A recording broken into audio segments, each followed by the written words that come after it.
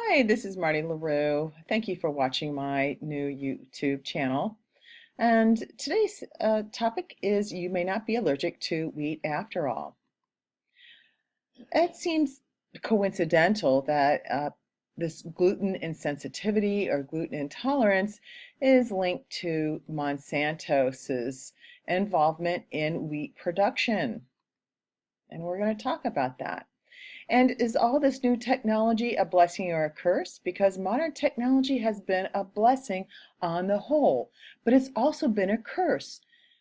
I'm specifically referring to wheat. Wheat allergies or gluten allergies are rising, even though only 5% of the population in North America and Europe have true celiac disease. Monsanto has created wheat that repels insects. And because celiacs may suffer from a host of symptoms, including nausea, diarrhea, rashes, microcytic anemia, and depression. Microcytic anemia is characterized by enlarged blood cells in tandem with an overall lack of red blood cells. Gluten, Monsanto's, or ionizing radiation.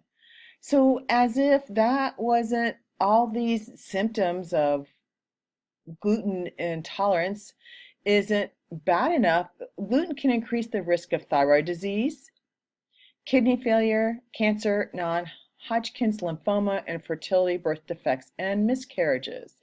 So it's really a crazy roll of the dice here. But it kind of makes me wonder. So tuck this thought into the back of your mind, because this last set of diseases are ironically the same diseases that you will see if you are exposed to ionizing radiation. Let's be a little more specific and break it down even further and look at the specific radioactive isotopes that causes this particular kind of disease. Am I saying that radiation is a cause of celiac disease?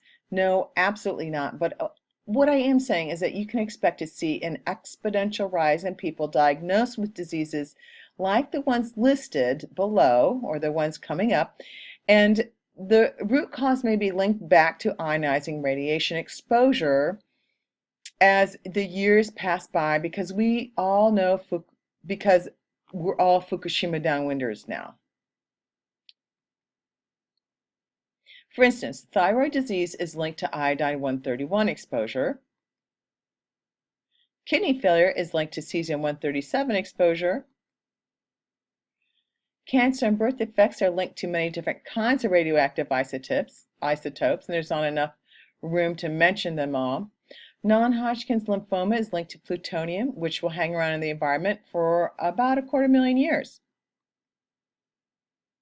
Infertility and miscarriages are linked to tritium exposure. And let's just, even though you may be intolerant or sensitive to gluten, celiacs really have it bad, because even a minuscule amount of wheat will cause serious complications. Even like cases where there's cross-contamination, or something was baked in a facility, was made in a facility that has some sort of wheat residue on it. It causes serious complications for them. But people with gluten sensitivities will not suffer the same way a true celiac patient would, but we still suffer all the same. Now, Dr. McDougall, if you haven't heard of him, check him out. It's drmcdougall.com, is a tireless advocate of promoting a starch-based diet, because he believes that once we transition to a low-fat, plant-based diet, then all our food sensitivities should disappear. Well, that may be true for some, but I'm betting that it may not be true for everyone. So why is everyone so sensitive to gluten now? We have some new evidence that points the finger at Monsanto's, because there's some new scientific evidence that has uncovered the fact that this abundance of gluten sensitivities, or avalanche, I would say, of gluten sensitivities that has been plaguing our modern society in recent years, is in fact due to something far more sinister. They're pointing the finger at Monsanto's Roundup.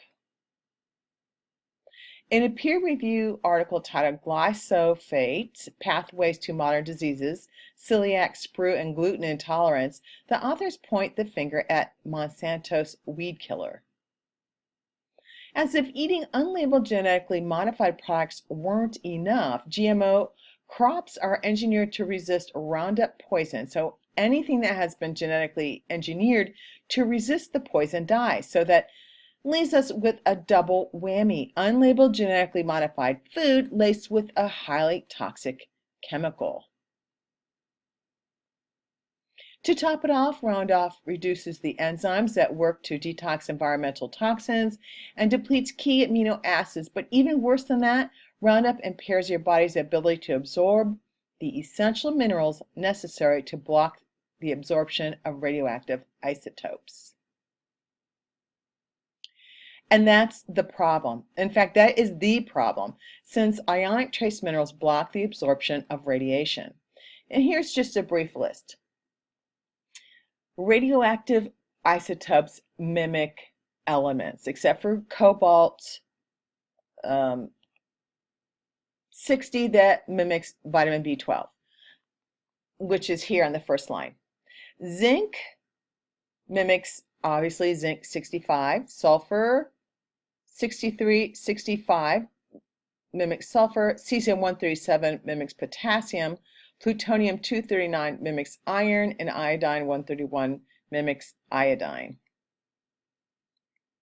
And we will go into more detail regarding this in future videos. Thanks for watching.